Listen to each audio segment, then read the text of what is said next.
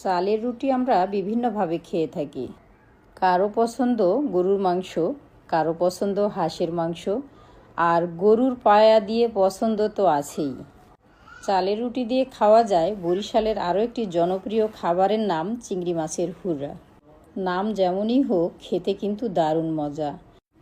হুররা মানে ঝোল, বরিশালের আঞ্চলিক ভাষায় একে হুররা বলে।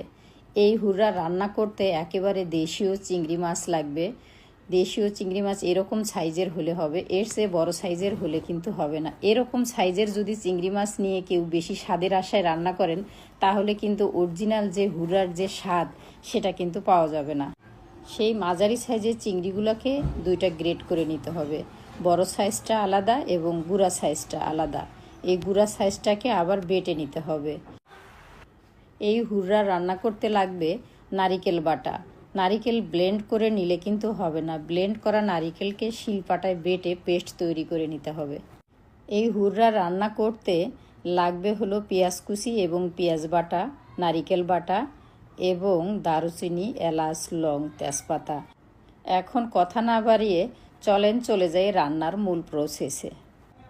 প্রথমে পেঁয়াজ কুচিগুলোকে ব্রাউন করে ভেজে নিতে হবে। এরপর দিয়ে দিতে হবে পেঁয়াজ বাটা, দারুচিনি, এলাচ, তেজপাতা। এগুলো ব্রাউন করে ভাজে একটা ফ্লেভার আনতে হবে।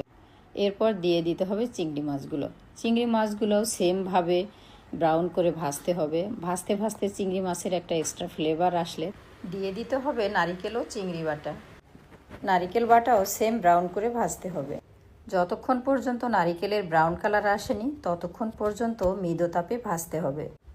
সব উপকরণ ভাজা হয়ে গেলে এরপর অ্যাড করতে হবে পরিমাণ মতো লবণ, মরিচের গুঁড়া, হলুদের গুঁড়া, জিরার গুঁড়া ও আদা রসুনের পেস্ট। সব উপকরণ দেওয়া হয়ে গেলে ভালো করে ভাজতে হবে। ভাজতে ভাজতে দেখা যাচ্ছে নারিকেলের তেলটা শুকিয়ে গেছে। যখন পরিমাণ মতো ভাজা হয়ে আসবে তখন কিন্তু নারিকেলের তেলটা ছেড়ে দেবে। ভাজতে ভাজতে নারিকেল এবং চিংড়ির কিন্তু খুব সুন্দর একটা ফ্লেভার বের হয়।